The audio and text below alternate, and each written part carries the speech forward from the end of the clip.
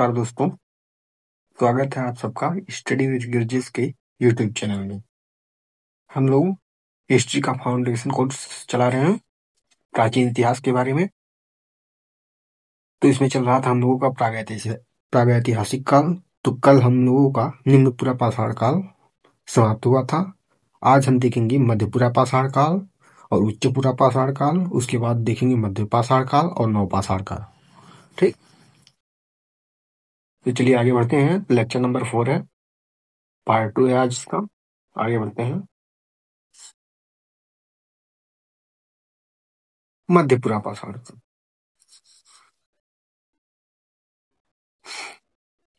मध्यपुरा पाषाण काल, इस काल में तापमान जो था उसमें काफी ज्यादा गिरावट आ गई थी। मतलब जो तापमान कम हुआ था, जिसका प्रभाव जो है पाषाण प्रौद्योगिकी यानी जो पाषाण से निर्मित जो हथियार थे उन पर पड़ा। मतलब जैसे कि उनकी किस्मों में बदलाव हुआ। 1960 के दशक के पूर्व, 1960 का जो दशक था, मतलब वो 10 वर्षों का जो समय था, उसके बाद का 1960 के बाद का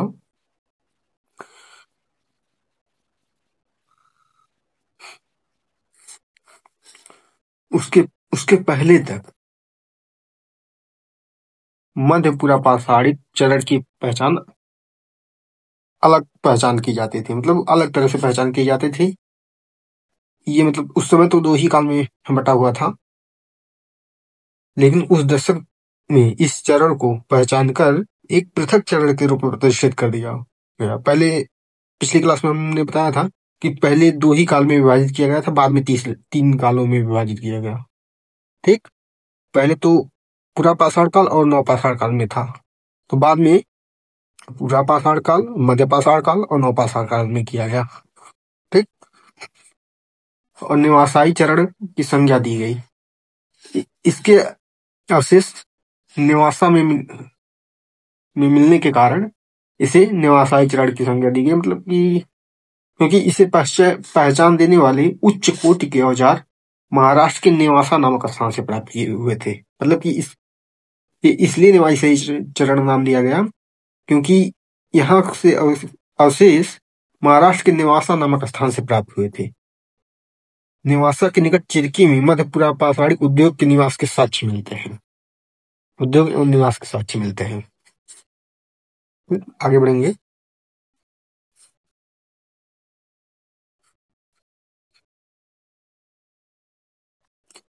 मध्यपुरा पाषाण काल में क्वार्टजाइट पत्थरों के स्थान पर जैस्पर, फ्लिंट आदि की पत्थर प्रयुक्त होने लगे थे।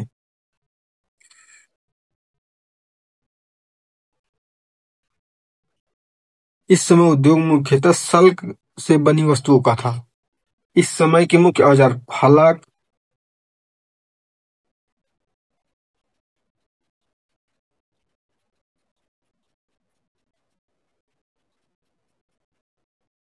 फलक, बेधनी, छेदनी, खुरचनी थे। फलकों की अधिकता के कारण इसे क्या कहा जाता था? फलक संस्कृत कहा जाता। क्या कहा जाता था? फलक संस्कृत। फलक एक प्रकार का औजार होता है जिसे पत्थर को तोड़कर बनाया जाता है। पत्थर को तोड़कर बनाया जाता है। किससे बनाया जाता था? पत्थरों को तोड़कर बनाया जाता था। इनके कौन कौन से उपकरण थे इसके बारे में देखेंगे।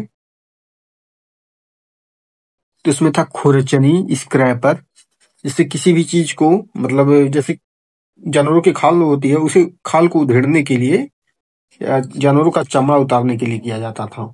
जो बेधनी था,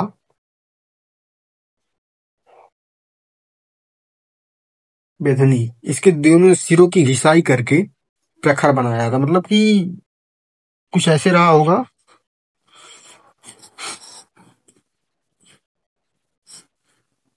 तो इनके दोनों सिरों को खुरच करके, इसके दोनों सिरों को खुरच करके धारदार बनाया जाता था।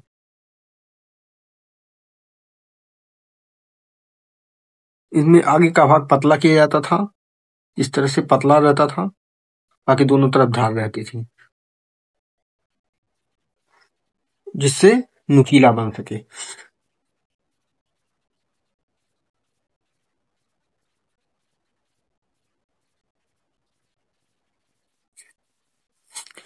तक्षणी जो होता था,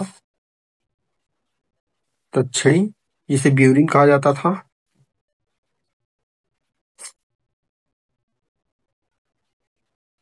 तक्षणी जिसे ब्यूरिन कहा जाता था, यह ब्लेड के समान होता था।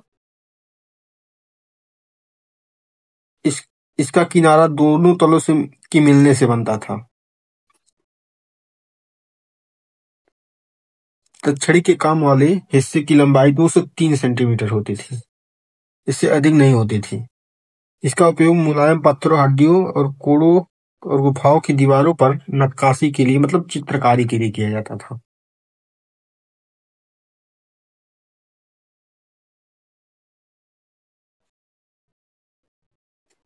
आगे बढ़ेंगे। राजस्थान में लूनी नदी के तट पर अवशेष मिलने के कारण मध्यपुरा पाषाणिक उद्योग के अन्वेषक बी एन मिश्र, किसने? बी एन मिश्र ने इसे लूनी उद्योग की संज्ञा दी। इस उद्योग की,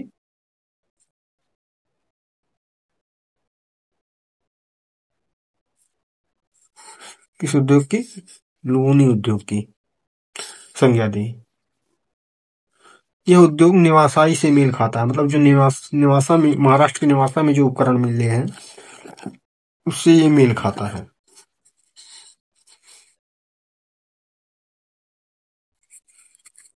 उससे ये मेल खाता है।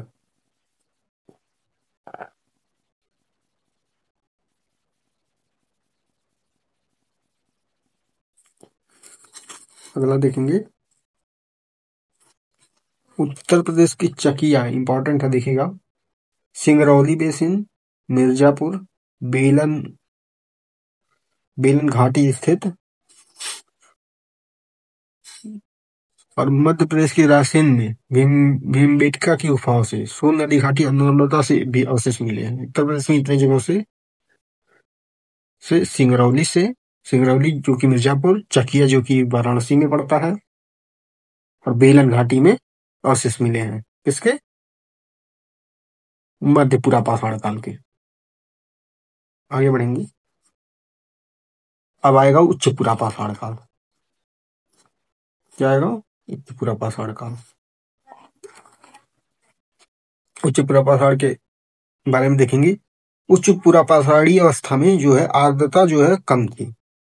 इस अवस्था का विस्तार हिमयुग की उस अंतिम अवस्था के साथ रहा जब जलवायु अपेक्षाकृत गर्म हो गई। मतलब जब जलवायु गर्म हो रही थी उस समय ये काल प्रारंभ हुआ था। इसमें नए चकमक उद्योगों की स्थापना। चकमक उद्योग का मतलब कह सकते हैं जैसे कि जब ये हथियार उथियार मतलब बनाना भारी मात्रा में होने लगा, और इसी समय आधुनिक मानव जो है होमो सापियंस, इसका भी उदय हुआ था।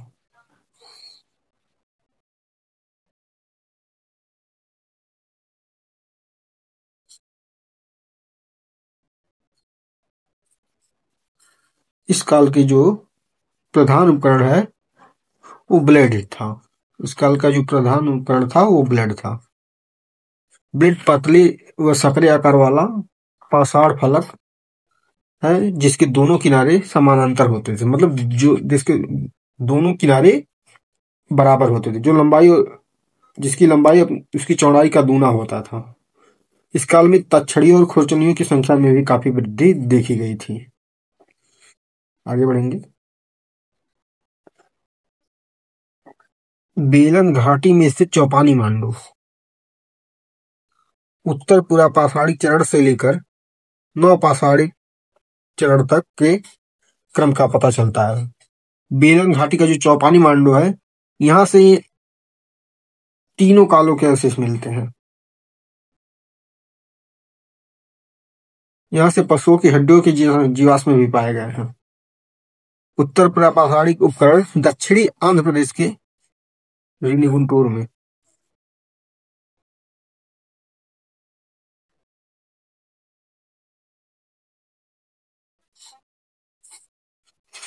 कहाँ पे? रेनीगुंटूर में। ये याद रखिएगा।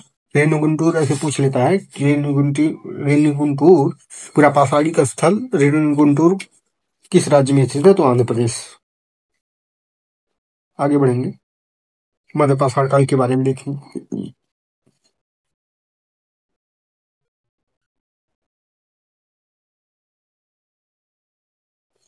मध्य पाषाण काल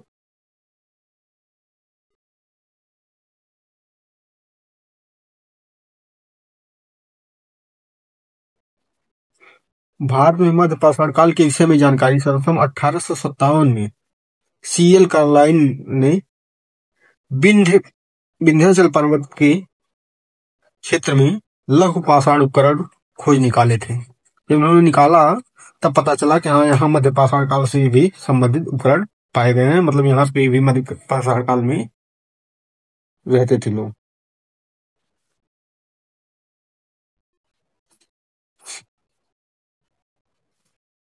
मध्य पाषाणी के औजार छोटे पत्थरों से बने हुए थे, ने इसी कारण इसे माइक्रोलिथ कहा गया, माइक्रोलिथिक पाषाण कहा गया। इस युग को माइक्रोलिथिक एज भी कहा जाता है, माइक्रोलिथिक युग भी कहा जाता है।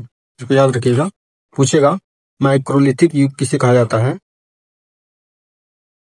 तो आप लोग बताएंगे माइक्रोलिथिक युग मध्य पाषाण काल को कहा जाता है। भारत में मानव अस्थिपंजर मध्य पाषाण काल से ही सर्वप्रथम प्राप्त हुआ है। भीलवाड़ा जिले के कोठारी नदी के तट पर स्थित बागौर भारत का सबसे बड़ा मध्य पाषाण कालीन स्थल है। बागौर जो है वो भारत का सबसे बड़ा मध्य पाषाण कालिक स्थल है। ये सभी पॉइंट इंपॉर्टेंट है, इनको याद रखिए, पूछ लेता है डायरेक्टली। गुजरात के लंगनाज से 14 मानव कंकाल प्राप्त हुए हैं। उत्तर प्रदेश के जो है प्रतापगढ़ के महादाहा से हड्डियों से निर्मित आभूषण प्राप्त हुए हैं। ये क्वेश्चन जो है उत्तर प्रदेश वाला, महादाहा वाला, ये यूपीपीएससी में पूछा हुआ है। दमदमा एक ही कब्र से 3 मानव कंकाल, ये कई एग्जाम्स में पूछा हुआ है। आईएएस के एग्जाम में, यूपीपीएससी में, स्टेट एग्जाम्स में कई जगह पूछा हुआ है। एक ही कब्र से 3 मानव कंकाल। अगला देखेंगे, विंध्य क्षेत्र के लेखहिया शिलाश्रय से सर्वाधिक 17 मानव कंकाल प्राप्त हुए। ये भी यूपीपीएससी में पूछा हुआ क्वेश्चन है। अगला है, सराय नहर राय और महादाहा की समाधियों से उस काल के अंत्येष्टि संस्कार के बारे में पता चलता है। आगे बढ़ेंगे, नवपाषाण काल क्या है? नवपाषाण काल, नवपाषाण काल या नियोलिथिक एज भी कहा जाता है इसे। इस शब्द का सर्वप्रथम प्रयोग सर जॉन लुबाक ने किया था। आप लोगों को पिछली क्लास में बताया गया है कि लुबाक महोदय ने ही पाषाण काल को 3 कालों में विभाजित किया था। कितने कालों में? 3 कालों में विभाजित किया था। कौन कौन सा? निम्न पाषाण काल या पुरापाषाण काल, मध्य पाषाण काल और नवपाषाण काल। 3 कालों में पुरापाषाण काल, मध्य पाषाण काल और नवपाषाण काल। तो इसको विभाजित किसने किया था? जॉन लुबाक ने। 1865 में प्रकाशित पुस्तक प्री हिस्टोरिक टाइम्स में इन्होंने इसका जिक्र किया था। उन्होंने इस शब्द का प्रयोग उस युग को बताने के लिए किया था जिस युग में पत्थर के उपकरण अधिक कुशलता और अधिक रूपों में बनाए गए थे, मतलब विभिन्न प्रकार के बनाए गए थे और उन पर पॉलिश भी की गई थी। आगे बढ़ेंगे, विश्व के संदर्भ में, विश्व में अगर देखा जाए तो नवपाषाण काल की शुरुआत जो है वो 9000 ईसा पूर्व में ही हो गई थी। 9000 ईसा पूर्व में ही हो गई थी, जबकि भारत में इसकी शुरुआत 7000 ईसा पूर्व में हुई थी। खेती पर आधारित नवपाषाणकालीन संस्कृति का प्रारंभिक साक्ष्य भारत के पाक क्षेत्र के पश्चिमोत्तर भाग में बुनियादी तौर पर क्वेटा घाटी में और लोराई और जोराब नदियों की घाटी में प्राप्त होता है। आगे बढ़ेंगे,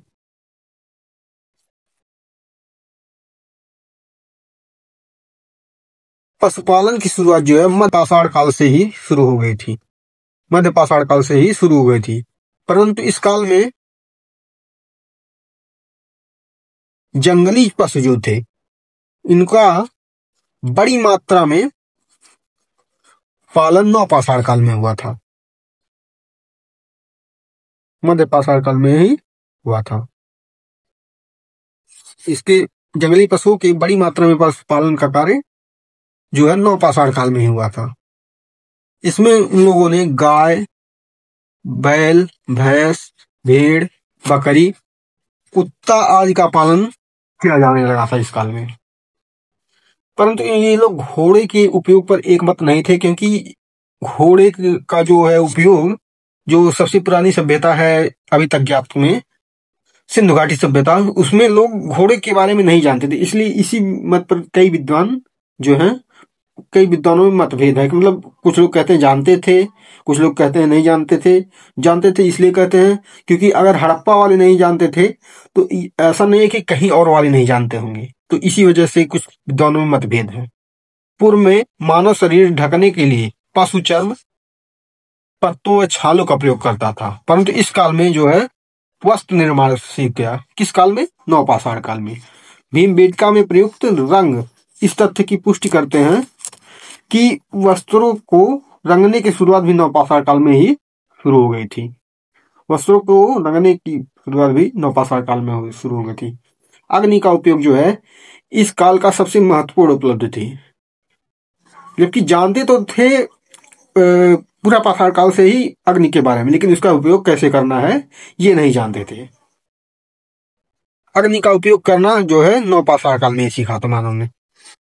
अग्नि का उपयोग भोजन पकाने की तकनीक प्रारंभ हुई। जब अग्नि के उपयोग जाने ये लोग, तब से ही इन्होंने भोजन पकाने की तकनीक के बारे में जाना। अग्नि ने अंधकार में प्रकाश फैलाया। शरीर में ऊर्जा के संचार भी अग्नि के कारण ही संभव हुआ। मतलब पहले जो ठंडियों में ये गुफाओं में छुप कर रहते थे, तो उससे मतलब निजात पाने के लिए मतलब इन्होंने जब आग का प्रयोग किया तो इनके शरीर में गर्मी आई, तो मतलब ये ठंड में भी मतलब अपना शिकार करने के लिए मतलब वो हो गए। नवपाषाण युग के अंतिम दौर में धातुओं के उपयोग की शुरुआत हुई। नवपाषाण के अंतिम दौर में मतलब जब वो सिंधु घाटी सभ्यता में प्राक हड़प्पन और नवपाषाण के अंतिम चरण जो है, इसको प्राक हड़प्पन कहा जाता है। इसी काल में जो है धातुओं के उपयोग की शुरुआत हो गई थी। मानव ने जो सर्वप्रथम धातु प्रयोग में लाया वो क्या था? तांबा था। कौन सा धातु? तांबा का प्रयोग किया। सबसे पहले तांबा का प्रयोग किया। लोहा तो जो है वो वैदिक काल में प्रयोग में लाया उन्होंने। नृत्य गान आखिर इनका प्रमुख मनोरंजन का साधन था। भीमबेटका के चित्र लोगों में इस कला के प्रति रुचि प्रकट करता है। इनकी चित्रकारी जो है भीमबेटका की गुफाओं में मिलती है। आगे बढ़ेंगे, मेहरगढ़ के बारे में देखेंगे। मेहरगढ़ ये बहुत ही महत्वपूर्ण स्थान है।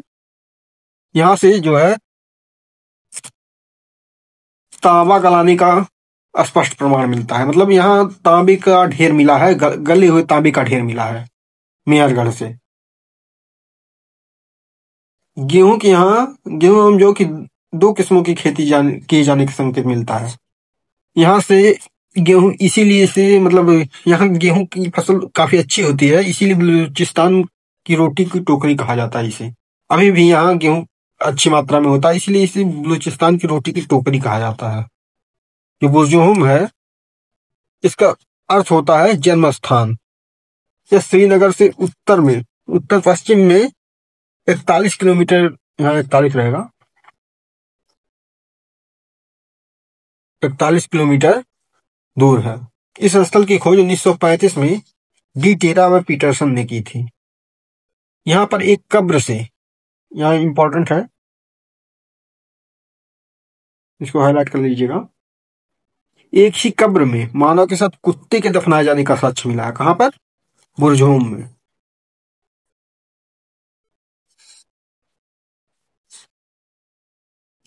अगला है गुफकराल, जिसका अर्थ होता है कुम्हार की गुफा। ऐसे इसका अर्थ पूछ सकता है, गुफकराल का अर्थ क्या होता है। और एक चीज और यहाँ एक पॉइंट ध्यान दीजिएगा, यहाँ से प्रारंभिक निवास के तीनों चरणों का पता चलता है। प्रारंभिक निवास के तीनों चरणों का पता चलता है। यहाँ का प्रारंभिक काल जो है वो मृदभांड रहित था, लेकिन बाद में जो है यहाँ पर मृदभांड उपस्थित पाए गए। आगे बढ़ेंगे। कोल्डी हवा, ये भी मोस्ट इंपॉर्टेंट है। कोल्डी हवा या बेलन नदी कहाँ पर है? इलाहाबाद में। बेलन नदी के दक्षिण में कोल्डी हवा स्थित है। यहाँ 3 सांस्कृतिक अनुक्रम, नवपाषाण काल, ताम्रपाषाण काल और लौह युग देखे गए हैं।